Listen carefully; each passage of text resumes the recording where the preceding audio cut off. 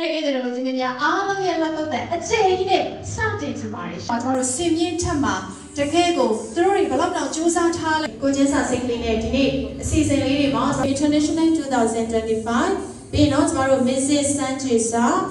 Mrs. Subramanyam ကျွန်တော်တို့လူရမ်းမဲ့အစီအစဉ်လေးတာလေးကြီးမှတော့မရှိလူကြီးတွေတူအနေနဲ့လည်းစင်မြင့်ထက်ကလေးမှာနေရာလေးယူပေးဖို့ဖြစ်ပါရရှင်။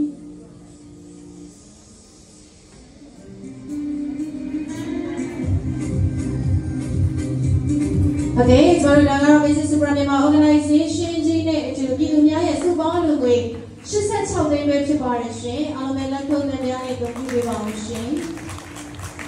အနေနဲ့ဒီကပြည်သူတွေအတွက်ကိုလိုအပ်တဲ့နေရာတွေမှာပြန်လည်ပြီးတော့အသုံးပြုချင်းမြင့်သွားမှာဖြစ်ပါတယ်။လက်ခုပ်နဲ့အချင်းတို့ဒီကနေ့မှာလာရောက်ကြည့်ရှုကြတဲ့အဲ့ဒါတော်ချင်းမင်းတွေကိုရောပြီးတော့ဒီကနေ့မှာပြန်ပွဲဝင်သွားကြမဲ့ပြန်ပွဲဝင်တွေအတွက်ကိုရော sharing လေးပြုလုပ်ပေးပါအောင်ရှင်။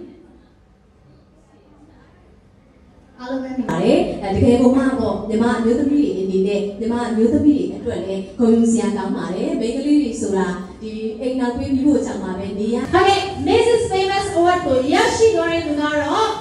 အလားပဲညမျိုးဖြစ်ပါတယ်ကျွန်တော်စိတ်နဲ့ရယူပေးဖို့ဖြစ်ပါတယ်ရှင်ဖြစ်တယ်လို့ကျွန်တော်လည်းတန်တာဖြစ်ပါတယ်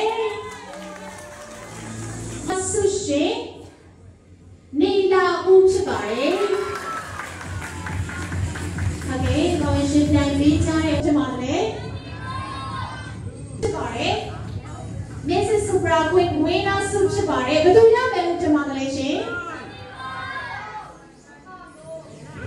ကဲဘလောက်ပဲလေရှင်ခေါင်းနေပါပြီ။ဆိုတော့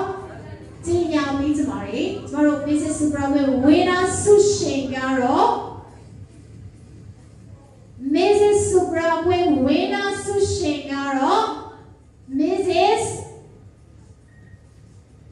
Natite H Bare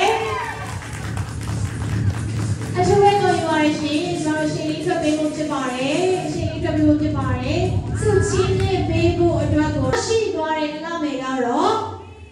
Alame